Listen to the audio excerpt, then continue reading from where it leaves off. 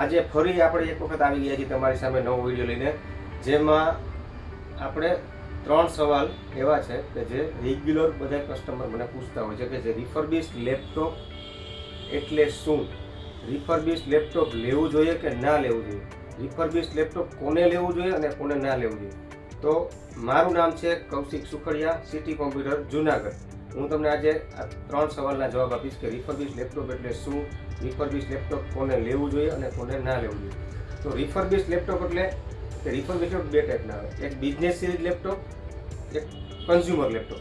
Consumer laptop એટલે કે આપણે ઇન્ડિયામાં આપણે ગામમાંથી કોઈ પણ જગ્યાએથી i5 લેપટોપ લઈએ એ કન્ઝ્યુમર લેપટોપ છે.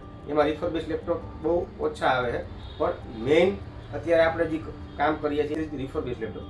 તો એ બિઝનેસ સિરીઝ રિફર્બિશ્ડ લેપટોપ એટલે શું, તો કે તમે યુકે યુએસમાં જે મોટી મોટી કંપની છે એમાં ડેલ HP એકાએ 4 થી 5 હજાર લેપટોપ આપેલા છે. એમાં વોરંટી 3 યર આવે, 3 યર વોરંટી પૂરી થાય અને કંપની પાછા રિટર્ન લેપટોપ લઈ લે.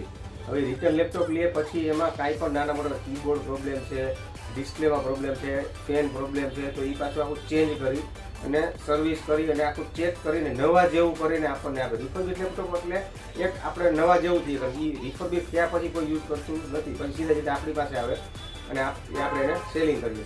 હવે રિફર્બિશ્ડ લેપટોપ કોને લેવું જોઈએ અને કોને ના લેવું જોઈએ. તો રિફર્બિશ્ડ લેપટોપ જેનું બજેટ ઓછું છે, બરાબર, જેનું બજેટ ઓછું છે એને તો લેવું જ જોઈએ, કારણ કે એની ક્વોલિટી સારી આવશે અને 5 થી 7 વર્ષ આરામથી હાલશે. બરાબર, જે 65,000નું નવું લેપટોપ અત્યારે i5 આવે, બરાબર, અને એ જ લેપટોપ આપણે આમાં લઈએ તો આપણને એ 20,000 થી 25,000ની અંદર મળી જાય.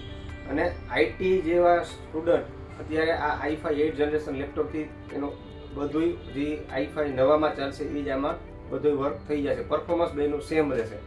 તો જેનું બજેટ ઓછું છે એને આ લેપટોપ ખરેખર લેવું જોઈએ, કારણ કે આની ક્વોલિટી સારી આવે છે અને બિઝનેસ સિરીઝ લેપટોપ આવે છે.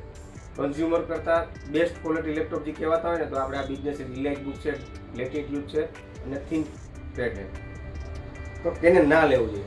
તો આપણે જેમને ગ્રાફિક્સનું કામ છે, જેને કે વિડીયો એડિટિંગ છે, જેમાં આપણે ફોટોશોપ છે, રેન્ડરિંગનું કામ છે, તો એના માટે આ લેપટોપ નથી.